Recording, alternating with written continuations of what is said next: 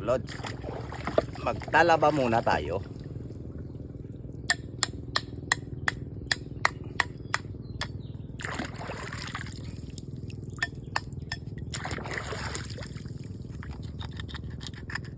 Dito tayo sa tabi ng kakahuyan.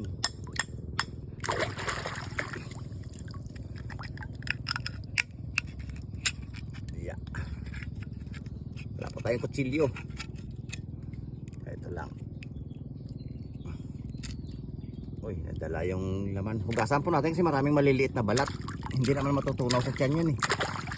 Bumutasin na yung bitoka natin yan.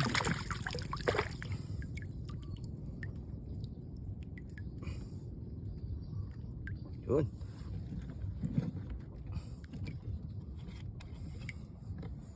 Konting suka kasi pag hindi natin nilagyan ng suka, ito talaga yung kanyang kapares eh. Konti lang. Yung maalis lang yung kanyang okay.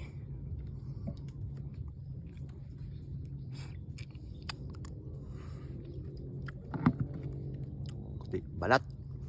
Yam mga lods, yam.